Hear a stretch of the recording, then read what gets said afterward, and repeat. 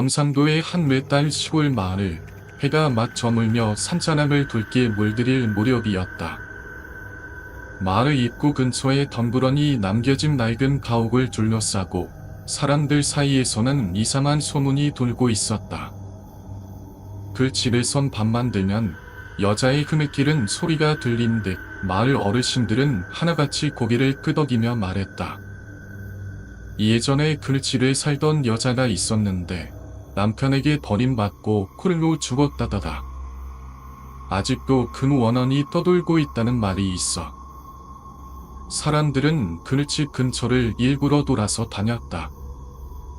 하지만 서울에서 내려온 다큐멘터리 감독 밀트섬은 그런 이야기에 오히려 강한 흥미를 느꼈다. 그는 만약 진짜 현장을 촬영할 수 있다면 이건 평생 남을 작품이 될지도 몰라 라며 카메라 장비를 챙기고 그 집으로 향했다. 가옥은 생각보다 훨씬 오래되어 있었고 문은 삐걱거리며 바람에 흔들렸고 벽은 미끼와 곰팡이로 뒤덮여 있었다. 창문은 먼지로 가득했고 실내는 축축한 흙냄새와 곰팡이 내음으로 가득했다. 태섬은 천천히 삼각대를 세우고 촬영을 준비했다. 좋아. 오늘 밤 이 집의 지시를 직접 확인해보자. 혼잣말을 주머림 드는 녹화를 시작했다. 밤이 깊어지자 이상한 기운이 튀어오르기 시작했다. 아무도 없는데 누가 계단을 오르는 소리가 들려서 태섬은 소리를 따라 2층으로 올라갔다. 하지만 그곳엔 아무도 없었다. 대신 낡은 벽에 붙어있는 오래된 사진 한 장이 그의 눈에 띄었다. 그리고 그 아래 누군가 손으로 적은 문구가 있었다. 이 집은 내 것이야. 나다. 그 순간 태섬은 온몸에 소름이 돋았다. 이건 그냥 누군가 장난으로 붙여놓은 게 아니야. 이 집엔 정말 무언가 있다. 그는 곧바로 카메라를 다시 점검했고 영상에는 흐릿하게 사람의 얼굴처럼 보이는 것이 화면 구석에 잠깐 스쳐 지나갔다. 다음 날 새벽 마을 주민들은 폐가 앞에 멍하니 주저앉아 있는 태섬을 발견했다. 그는 말이 없었고 손에는 찢어진 피는 한 조각을 꼭 쥐고 있었다. 그 후로 태섬은 다시 서울로 돌아갔지만 그의 눈빛은 이전과 완전히 달라져 있었다. 그날 밤 내가 본 건 설명이 안 돼. 하지만 확실한 건 그 집엔 아직도 무언가가 남아있다는 거야. 그렇게 그는 다시는 카메라를 들지 않았다. 그리고 지금도 그 가옥은 그대로 남아있다.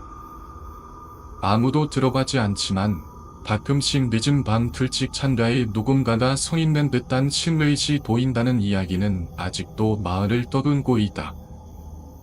경남 진주의 한 외곽 지역에서 포획된 괴수는 과거 평안도에서 궁궐로 보고되었던 그 유명한 괴수와 상당히 유사한 위험을 지니고 있었다. 호랑이를 연상케 하는 악발, 곰 같은 뒷다리, 말의 머리, 멧돼지 같은 몸통에 사슴 같은 털을 뒤덮은 이 생명체는 단순한 야생동물이라기엔 지나치게 기이하고 이질적이었다. 특히 주목해야 할 점은 이 괴수의 가죽이 진주 관찰사를 통해 서울 경복궁까지 이송되었다는 기록이다. 짐승을 직접 잡은 지방 경산을 쫓아 그 생김새를 보고 이건 우리가 아는 짐승이 아니라 라고 했고 그것이 일반적인 포획 대상이 아님을 직당했을 것이다.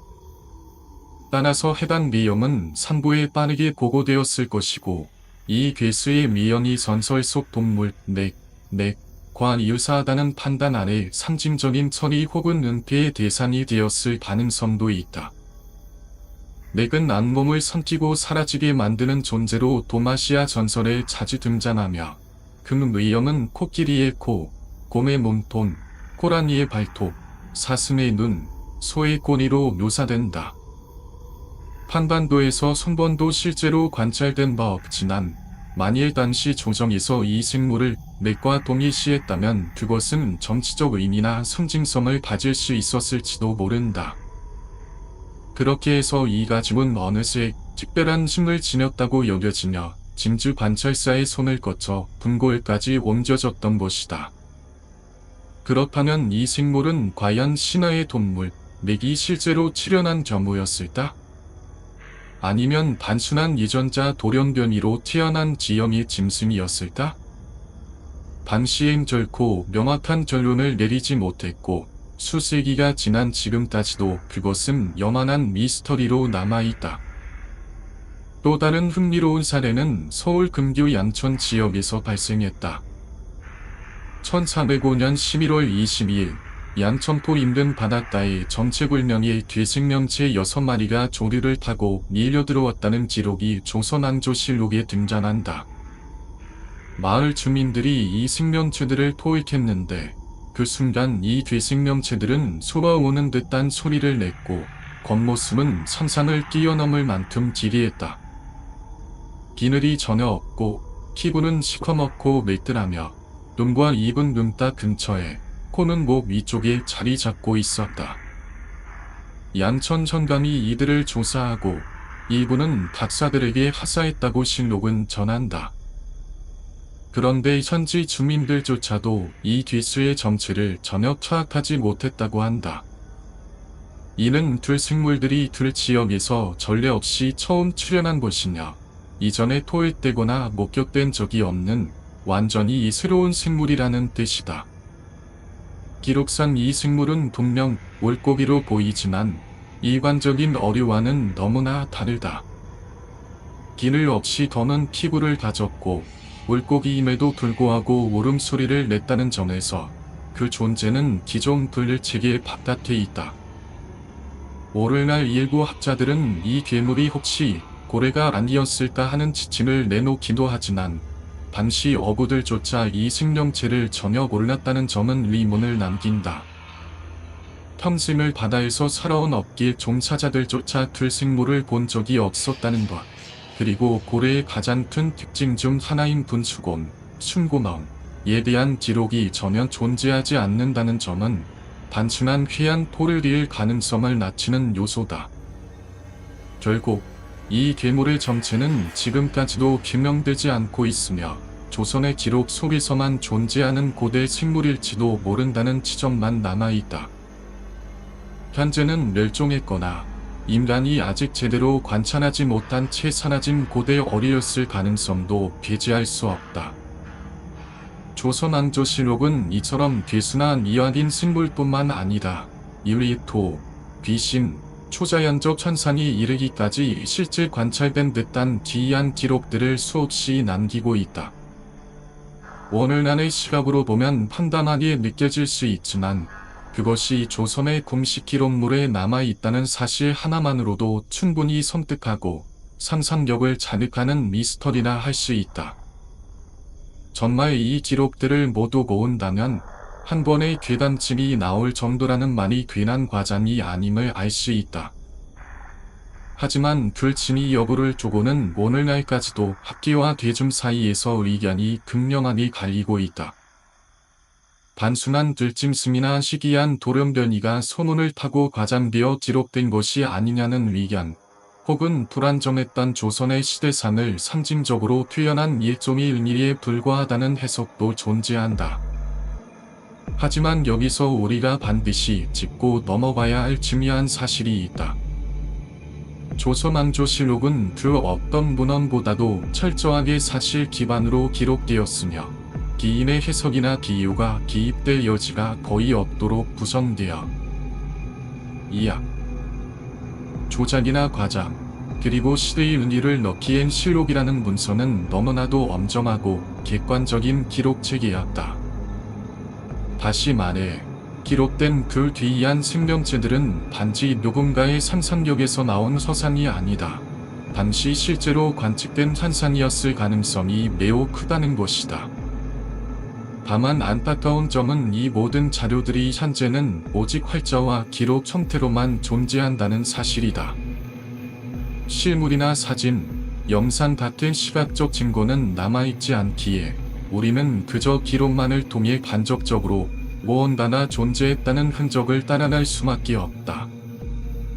하지만 이 하나는 분명하다. 그 시간, 그 장소에는 인간의 언어로는 완전히 설명할 수 없는 이상하고도 기묘한 어떤 존재가 있었다. 그렇다면 이러한 미스터리는 조선에만 국한된 이야기일까? 2001년 7월, 스페인 출신의 식물학자 루이스 러셀은 연구차 인도네시아의 니기니 섬으로 향했다. 니기니는 세계에서 두 번째로 큰 섬으로 면적만 해도 성반도의 3배에 달하며 거대한 선획과 이름이 얽힌 특이한 지형 덕분에 수많은 미지의 생물들이 살아나는 최적의 환경을 갖춘 곳으로 알려져 있다. 러셀은 탐사 도중 현지 원주민들과 교류를 나누며 흥미로운 이야기를 하나 듣게 된다. 올해 10월 동안 전해 내려오는 전설 속 식물에 관한 이야기였는데 원주민들은 이 식물을 포르기네라 부르며 그것이 사람을 잡아먹는 식물이라고 말했다.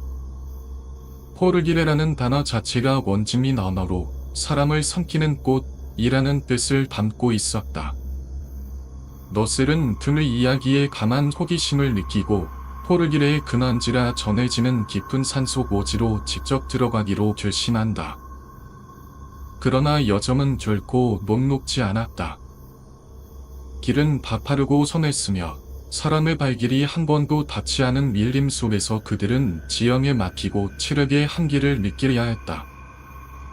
탐사가 한참 진행되던 어느 날, 일은 갑작스럽게 바람을 타고 퍼지는 강한 악취를 맡게 된다.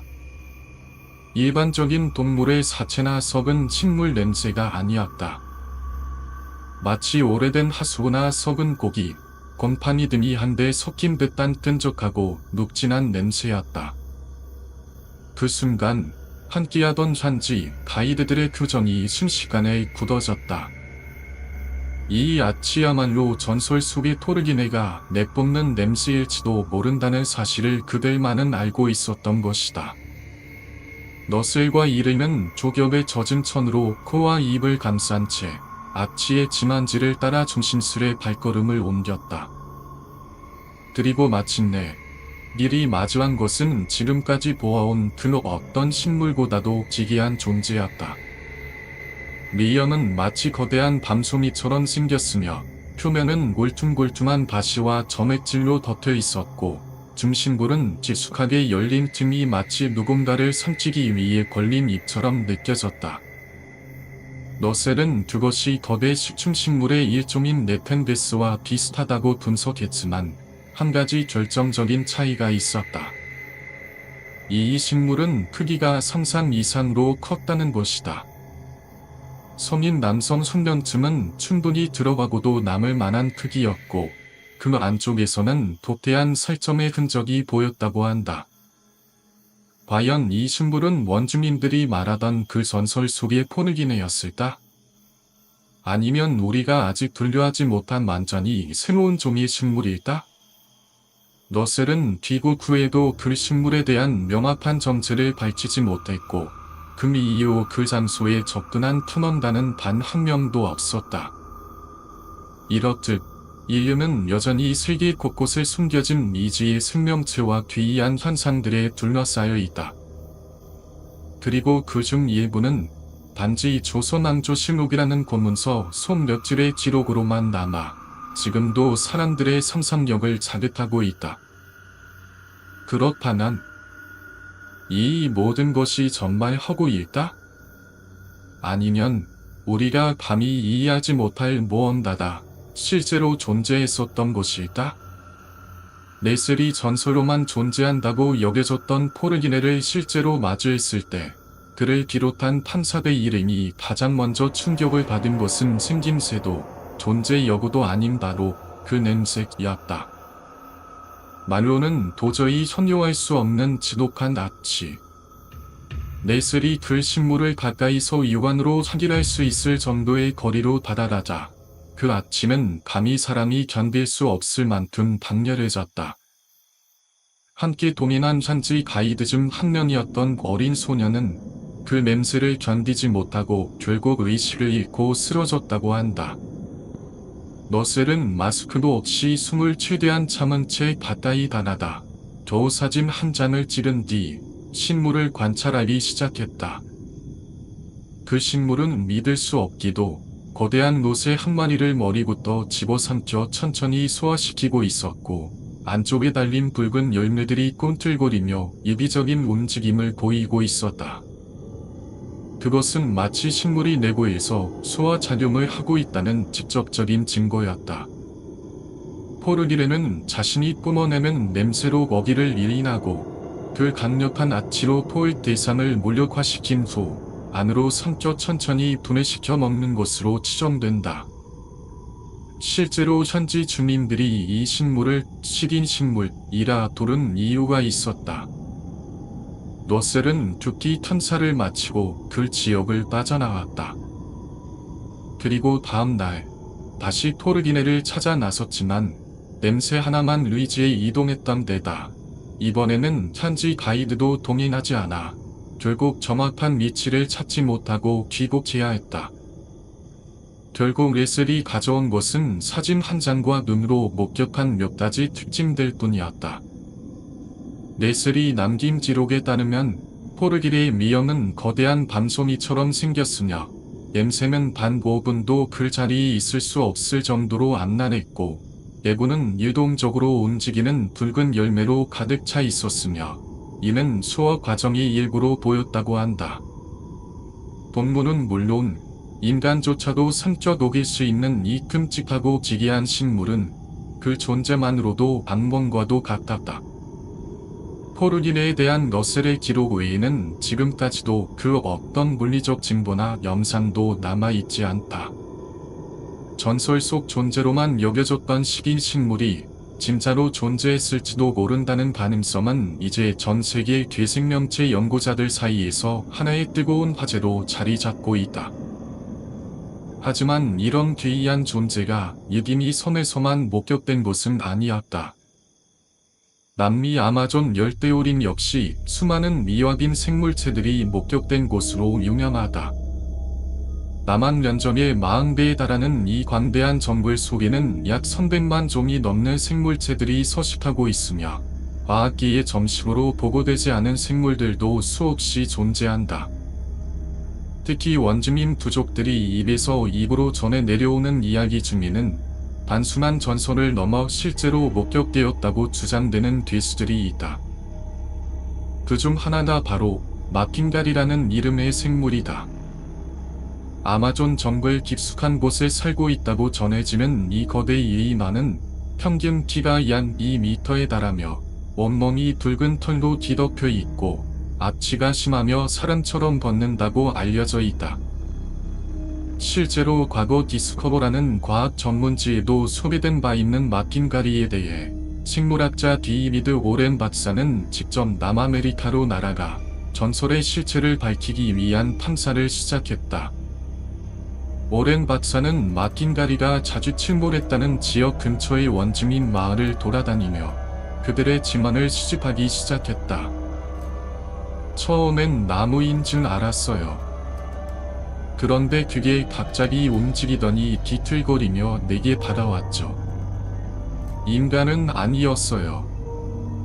접촉도 없었는데 앞치가 온몸에 되어서 며칠 동안 씻어도 안 빠졌어요. 그 털은 타로도 자르기 어렵고 심지어 초말도 튕긴다는 말이 있어요. 온갖 진흙과 썩은 냄새가 그 털에 눌어붙어 불처럼 굳어버렸거든요. 또한 마킹가리는 낮고 묵직한 소리로 울부짖는데 그 소리를 들은 사람들은 입을 모아 짐승이 울음이 아니다. 마치 어두운 동굴에서 울려 나오는 것 같다고 했다. 어떤 이들은 그 소리를 들은 순간 몸이 얼어붙고 전심에 극심한 공포감이 덮쳐왔다고 증언했다. 오렌 박사는 마킹가리의 기록을 추적하던 도중 무려 100년 전으로 거슬러 올라가는 문안 하나를 발견하게 된다. 그것은 1890년 아르헨티나의 고생물학자 플로렌티노 아네기노가 남긴 연구 기록이었다. 그 안엔 이렇게 적혀 있었다. 온몸이 털로 덮여 있고 팔과 춤조차 통하지 않는 괴이하고 거대한 존재. 그것은 사람이 아니었으며 수백 년 동안 이 정글에 숨어 살아왔던 미지의 생물일지도 모른다. 전설로만 치부되었던 존재들. 그러나 이들이 남긴 악취, 공포, 물리적 특징, 그리고 수많은 잃지 않은 목격담. 과연 우리는 얼마나 많은 것을 전설이라며 무시해왔을까? 그 전설의 이면에는 인간이 아직 알지 못하는 지실이 숨어있는 것은 아닐까? 초말조차 튕겨나갈 정도로 단단한 뇌피를 가진 마틴가리는 피부 조직이 칼심질의 결정체로 구성되어 있을 가능성이 있다는 분석도 나왔다. 데이비드 오렌 박사는 이 생물이 실제로 존재했거나 최근에야 멸종된 미지의 거대 예인원일 수 있다고 조심스럽게 결론지었다. 일부 학자들은 이 괴생물이 고대 지상성 나무를 모인 메가테리움, 미거시리엄일 가능성을 제기하기도 했지만 메가테리움은 최소 1만 년 전에 멸종한 동물로 알려져 있으며 마틴가리의 출현 지역과 서식 생태계 자체가 완전히 달라 미문을 남긴다. 그럼에도 불구하고 마틴가리에 대한 목격담은 현재까지도 아마존 정글 깊숙한 곳에서 이어지고 있다. 온몸에서 끈적한 악취를 풍기며 키 2m가 넘는 붉은 털의 거대한 생명체, 이것은 도대체 무엇일까? 이처럼 아마존에는 전설과 현실의 경기가 모호한 생물들이 존재한다. 그중 하나가 바로 야코마마, 이커마마, 물의 어머니라는 의미를 가진 이 이름은 아마존 원주민들 사이에서 전해 내려오는 거대한 뱀의 전설로 그 크기가 지나난 자리마다 단줄기가 생겼다는 말이 있을 정도다. 전해지는 이야기 속에서 야코마마는 몸 길이가 무려 50m에 달하며 밤바닥 짚은 곳에 숨어 살다나 불시의 모습을 드러낸다고 한다. 원주민들은 밤을 건너기 전 팔에 상처를 내어 피를 흘려 야코마마에게 자신이 이미 역적인 존재가 아님을 알린다는 전통도 있었다. 현존하는 세계 최대의 뱀은 평균 몸길이 7m에 달하는 그린 아나콘다지만 전설 속 야코마마에 비하면 턱없이 작은 시신이다. 그러나 이 전설은 단순한 민간 신앙이 아니라 실제 탐험가들의 목격담을 통해 더욱 신빙성을 얻었다. 1907년 영국의 탐험가 퍼시포시트는 아마존 탐사 중 몸길이 20m에 달하는 거대한 아나콘다를 직접 목격했다고 주장했다. 당시엔 사진이나 영상 자료가 남아있지 않았지만 포세드의 목격담이 이 사실의 가능성을 뒷받침해주는 증언이 이어졌다. 그가 목격한 뱀은 거대한 몸집에 더해 입에서 끈적하고 매기한 악취를 뿜어냈다고 한다. 이후 과학자들은 실제 아나콘다가 위협을 느끼면 냄새샘을 통해 독특한 악취를 분비한다는 사실을 밝혀냈는데 이는 그 당시에는 알려지지 않았던 심리적 특성이었다. 일부 생물학자들은 포세디 목격한 생물이 약 6천만 년 전에 멸종된 티타노보아, 타이테노보어의 후손일 수 있다고 주장했다. 티타노보아는 신생대 플라이오스에 살았던 역사상 가장 거대한 뱀으로 몸 길이가 15m 이상, 몸무게는 1톤에 육박했을 것으로 추정된다. 하지만 야코마마의 전설적 크기인 40에서 50m와는 차이가 있으며 무엇보다도 아마존과 티타노보아의 주요 화석 분포 지역은 지질학적으로 크게 다르기 때문에 후손일 가능성은 낮다는 반론도 많다. 그럼에도 불구하고 아마존에서 거대한 아나콘다가 여전히 목격되고 있다는 소식은 이후에도 계속 들려왔다. 영국의 탐험가 마이크 워너와 그의 아들 그레그 오워너는 2009년 아마존 탐사 중 약 40m 길이로 추정되는 아나콘다를 촬영했다고 주장했고 해당 영상은 영국 언론인 리즈본 투데이에 보도되며 큰 화제가 되었다. 그러나 신비동물학자 존 다운즈는 는 영상에 찍힌 뱀은 거대한 아나콘다로 보이긴 하지만 정확히 40m라는 근거는 전혀 없고 분석했다. 논대중으로 크기를 예측할 경우 실제보다 훨씬 부풀려질 수 있다는 것이다. 미국의 동물학자 R.P. 오시메리는 사람들이 뱀의 크기를 예측하는 실험을 진행했는데 봄이란 아나콘다를 보고 사람들은 6m에서 20m까지 다양한 시치를 지시했다는 결과를 발표했다. 이처럼 뱀은 자세에 따라 몸의 길이가 달라 보여 오차나 심할 수밖에 없다. 아마존에 위치한 WCS 야생동물보호소는 초대형 아나콘다는 일종의 변이 개체가 과장되어 전달된 것일 가능성이 크다고 밝히며 티타노고아의 후손이 현존할 가능성은 거의 없다고 덧붙였다. 그러나 그럼에도 불구하고 거대한 아나콘다에 대한 목격담은 점점 더 정밀해지고 구체적인 지점과 증언이 쌓이고 있다. 사람들은 묻는다. 정말 야쿠 마마는 존재하는가? 그리고 그 다음 전설은 어디서 현실이 될 것인가? 그이 이어지는 미스터리는 또 하나 있다. 바로 데빌 모슬, 데델마슬.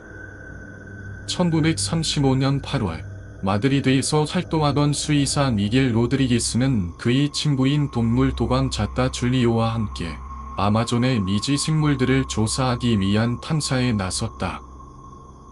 그들은 원주민 마을에 도착한 지 이틀 만에 원주민들조차 이름을 부르기거리는 정체불명의 거대한 곤충 맘마에나 반이라 불리는 생물을 마주하게 되는데 이전에 목련권 사람들과도 교류한 적이 있는 그 원주민 부족은 마드리드와 줄리오 일행을 따뜻하게 맞이해 주었다. 부족민들이 차려준 음식을 함께 나누며 대화를 이어가던 중 마드리드는 그들이 도착하기 전 이 마을이 이미 다른 외부인이 다녀갔다는 이야기를 듣게 된다. 이상한 예감이 든 마드리드는 부족의 추잔에게 조심스럽게 금이 일행이 흰반을 묻었다. 추자는 말없이 어두운 표정을 지은 채 마드리드와 줄리오를 마을 가장 안쪽에 있는 논마보로 안내했다. 그곳엔 도면기로 보이는 젊은 남성이 누워 있었다. 그의 상태는 실로 처참했다. 고마운 눈빛, 땀으로 흠번이 젖은 이마, 입술 사이로 새어나오는 젖소리, 그리고 몸 전체가 마치 사시나무처럼 떨고 있었다. 추자는 침묵을 깨며 말했다. 그는 남마의 나반에게 다녔습니다. 추잔이 설명한 그 나반의 특징은 이러했다. 날개는 투명하고 자나 맑은 날 햇빛 아래에서만 반짝이며 날아다닌다. 태양을 등지고 하늘을 날면 날개의 반짝임으로 인해 육안으로는 거의 보이지 않기 때문에 사람들은 걷는 내내 하늘을 주시해야만 한다. 그리고 이 나반은 바늘고 뾰족한 상난관을 사람의 피부 속으로 찔러 넣어 알을 낳는다. 알에서 도화한 이 춤은 인체 내부를 휘짓고 다니며 결국엔 뇌로 향하는데 그 뇌는 이 기이한 생명체가 가장 선호하는 최종 목적지라고 했다. 마드리드는 의사로서의 본능이 발동해 가지고 있던 응급약통을 꺼내 급하게 치료를 시도했지만 이미 손을 쓸 수 없는 상태였다. 결국 그 청년은 그날 밤을 넘기지 못하고 사망했다. 다음날 아침 마드리드와 줄리오는 이 충격적인 사건을 당국에 알렸지만 그들이 돌아왔을 때는 이미 마을 사람들은 청년의 장례까지 마친 뒤였다. 줄리오는 추산과 마을 사람들의 증언을 토대로 그 귀한 나반의 생김새를 복원하려 했고 현지에서 부르는 이름 그대로 데빌 모슬, 데벨 마슬 혹은 이블 모스라는 명칭을 사용하기 시작했다. 사람을 숙주로 삼고 뇌를 타먹는 나반의 이 끔찍한 존재의 존재 여부는 곧 학계에서 엄청난 논란을 일으켰다. 당시 아마존은 새로운 동식물의 보고였고 매 탐험마다 수십 종의 미지 생물들이 발견되던 시기였다. 학자들 사이에서도 의견이 갈렸지만 일부 곤충학자들은 충격적이긴 해도 불가능한 구조는 아니다 라고 입장을 내비쳤다. 실제로 여러 탐험가들이 이와 유사한 특성을 가진 남한을 목격했다는 증언은 있었으나 데빌 모스의 특징과 정확히 일치하는 생물은 그 이후 다시는 발견되지 않았다. 1935년 단 한 번의 목격. 그리고 그 이후로는 전설로만 남은 채 영영 그 흔적을 감추었다. 그러나 세상은 넓고 미지의 영역은 짙다. 2014년 10월 발칸반도 마케도니아의 밀단 마을 노보셀로에서 기이한 발견이 또다시 화제가 되었다. 트라이치트라고 불리는 논보가 밭을 갈던 중 땅속에서 오래된 나무 상자 하나를 파는 것이다. 상자는 녹슨 쇠사슬로 단단히 감겨 있었고 열어보자 그 안에는 놀랍게도 인간과 늑대의 조개골이 뒤섞인 듯한 정체불명의 뼈가 들어있었다. 이 소문은 섭시간에 퍼졌고 발칸 전쟁사에 대한 책을 집필 중이던 역사학자 틸리카네스가 직접 그 마을을 방문해 조개골을 확인하게 된다. 그것은 명백히 염장류의 형태를 띠고 있었으나 입은 돌출되어 늑대의 주둥이처럼 길었고 이빨은 날카롭게 들쭉날쭉했다. 그 조개골은 익숙한 것도 낯선 것도 아니었기에 더욱 공포스러웠다. 사실 발칸반도는 늑대인간 전설의 본고장이라 할 수 있다. 전통 민속 신화에 따르면 늑대인간이 발견되었을 경우 반드시 목을 자르고 몸은 태워야만 저주가 끝난다고 전해진다. 일부 학자들은 이 조개골이 바제트병, 페지치 디지즈에 걸린 늑대에 전염된 뼈일 수 있다고 추정했다. 바제트병은 골질환의 일종으로 뼈가 비정상적으로 커지고 뒤틀리는 질환이다. 만약 늑대가 이 병에 걸렸다면 인간과 유사한 형태로 보일 가능성이 있다는 것이다. 하지만 이 가설을 입증할 명확한 사례는 없었고 노보슬로의 마을 주민들은 단호하게 말했다. 이건 전설 속에 전해 내려오던 진짜 늑대인간의 조개골이다. 평범한 짐승의 조개골을 쇠사슬로 감아 상자에 보관할 이유가 없다. 게다가 머리만 잘려있는 형태 또한 전설과 정확히 일치한다. 결국 주민들의 강력한 요청으로 틸리카네스는 조개골을 원래 자리에 다시 묻는 데 동의해야 했다.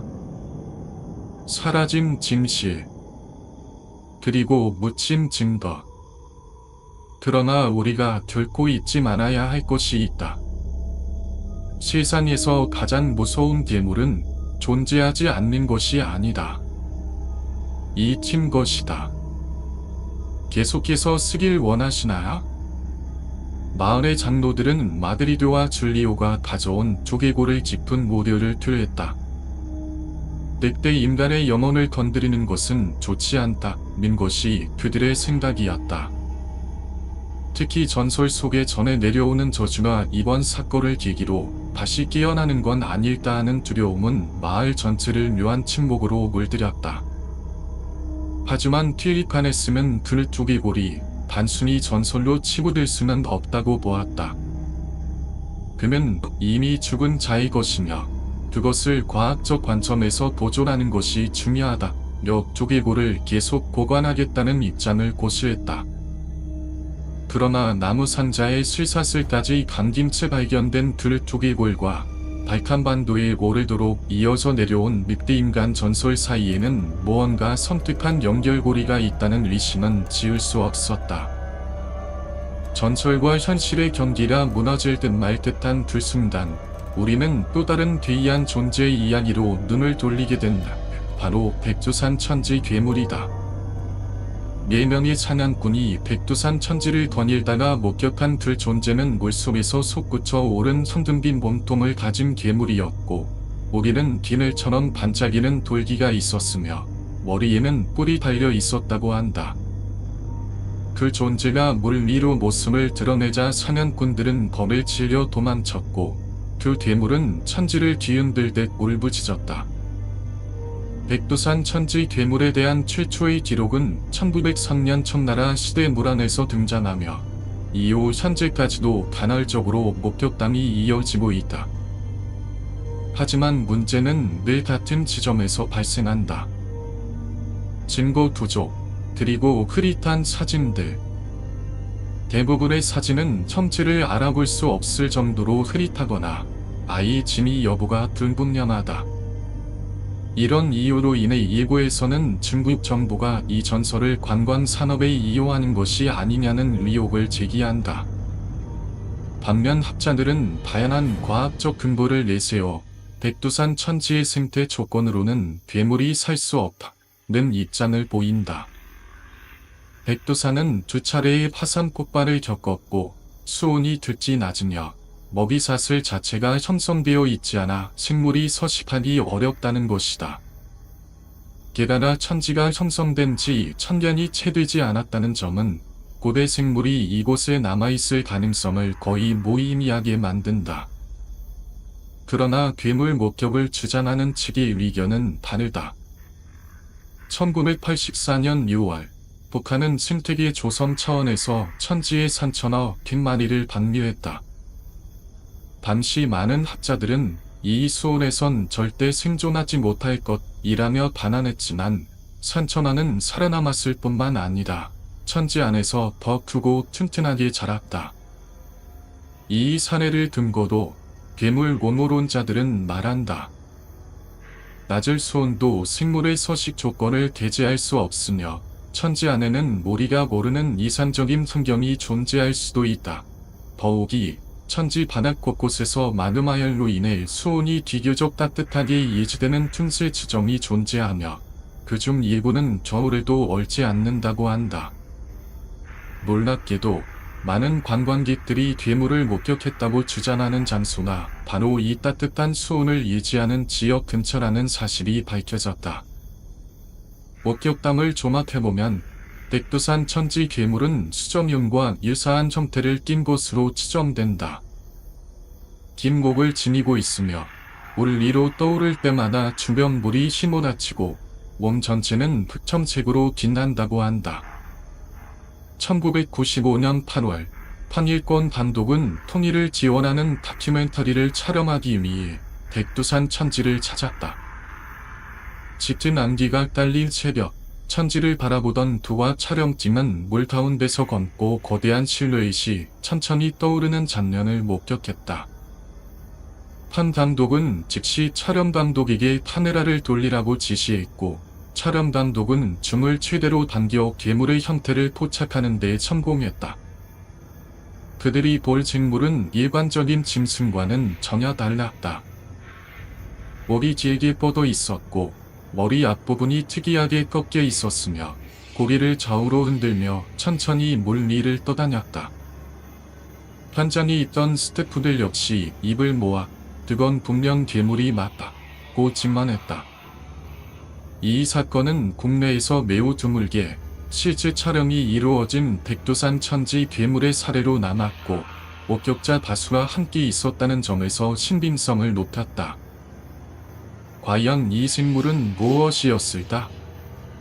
백두산 천지간의 신비의 땅 안에 과연 우리 인류가 아직 알지 못하는 고대 생물이 잠들어 있는 것일까?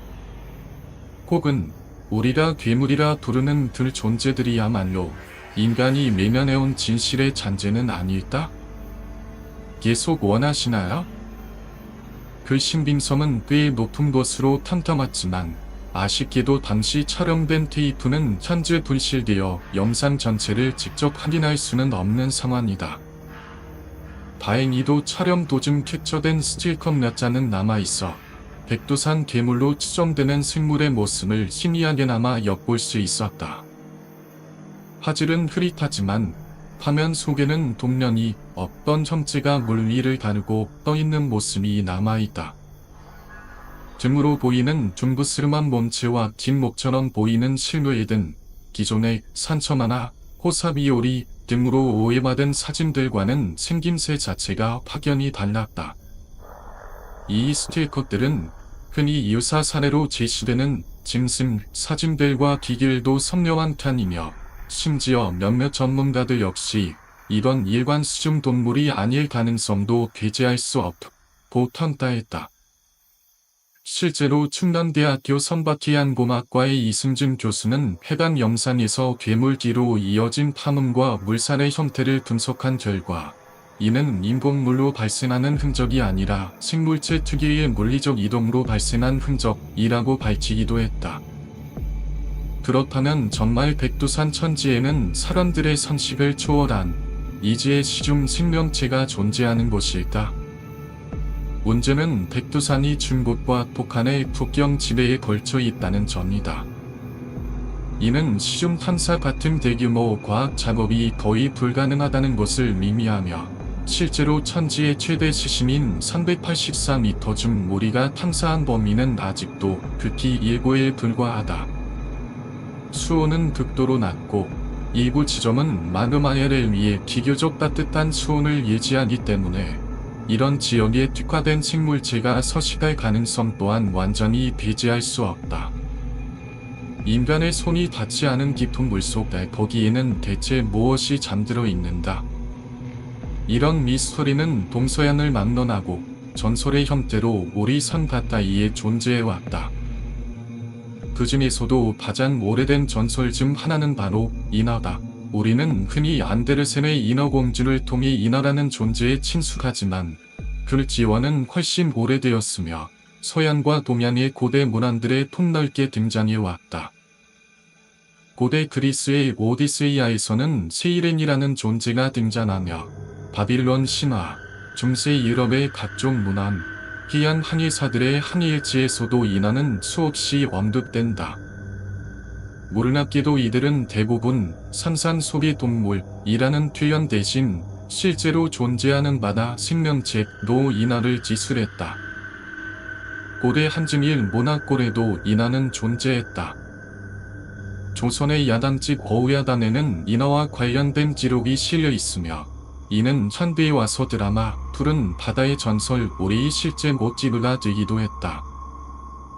우란 속 인어는 피부가 희고 얼굴은 인간과 흡사했으며 머리카락은 길게 늘어졌고 손톱도 사람처럼 아름다웠다고 전해진다. 몸 길이는 약 6척, 약 180cm 정도였고 대부분 동해안 깊은 바다에서 목격되었다고 한다. 더욱 흥미로운 것은 인어의 기름에 대한 기록이다. 동양 문헌에서는 인어의 기름을 영혼의 불을 밝히는 촛불의 재료로 묘사하기도 했다. 인어 기름은 일반 고래기름보다 뛰어난 품질을 지녔다고 하며 한 방울만 있어도 추위를 막고 절대 꺼지지 않는 추를 만들 수 있다고 기록되어 있다. 서양에서도 이러한 인어 존재에 대한 기록은 많다. 예를 들어 플리니우스는 그의 박물지에서 해변에 올라와 죽은 인어들이 수차례 발견되었으며 그 모습은 확실히 인간과 유사하다고 단언했다. 그는 인어를 환상이 아닌 실존 생명체로 간주했다. 이에 대해 현대의 과학계는 주로 듀곰이나 미나티 같은 희한 포유류와의 혼동 가능성을 제시한다. 실제로 이들은 멀리서 보면 긴 팔과 둥근 얼굴을 지닌 인간 형태처럼 보일 수 있으며 선원들이 오랜 항해 중 착시나 탈수로 인해 인어로 착각했을 가능성이 있다는 것이다. 그러나 고대 문헌 속 인어는 이들과는 또 다른 특징들을 지니고 있다. 예컨대 인어는 말을 하지 못했지만 감정 표현은 확실히 했으며 인간의 언어를 어느 정도 이해했다고 전해진다. 어떤 기록에 따르면 조선 초기 한 선비가 우연히 인어를 구조했고 인어는 밤마다 선비의 참 앞에서 노래를 불렀다고 한다.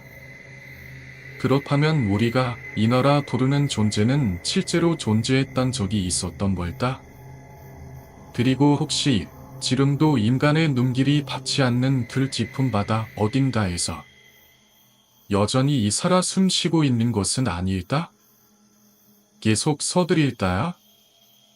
돌고래가 헤엄치는 모습을 멀리서 보면 마치 사람이 물속에서 이용하는 듯한 착시를 불러일으키기 때문에 많은 과학자들은 인어에 대한 목격담이 단지 그런 오해에서 비롯된 것일 가능성이 높다고 말해왔다. 실제로 돌고래는 물 위로 올라왔다가 다시 가라앉는 독특한 동작을 반복하는데 이는 인간이 수영할 때의 움직임과도 유사하게 보인다. 하지만 세계 각국의 공문서와 전승 기록을 살펴보면 단순한 착각이라 보기 어려운 인어를 직접 포획했다고 기록한 사례도 다수 존재한다. 이의 기록은 매우 구체적이고 해부학적으로도 상세하게 묘사되어 있으며 단순히 동물과의 혼동이라 치부하기에 설명이 불가능한 부분이 많다. 일부 생물학자들은 인어 전설이 단지 상상의 산물이 아닌 인류가 고대로부터 가지고 있던 수중생활의 흔적에서 지인한 것일 수 있다고 본다. 그들은 인류가 어리에서 진화했으며 일부 사람들에게는 여전히 선천적인 어리 형태의 흔적이 아주 미세하게 남아있을 수 있다는 이론을 제시했다. 이는 귀 안쪽에 존재하는 특정 구조물이나 호흡 관련 유전자 패턴으로 추적이 가능하다는 연구들도 있다. 실제로 인어에 대한 목격담은 근대에 들어서도 꾸준히 이어져 왔다. 1962년 러시아의 휘안 탐사팀은 푸바 해역에서 침몰한 화물선을 조사하던 중 수중 카메라에 정체불명의 물체를 포착했다.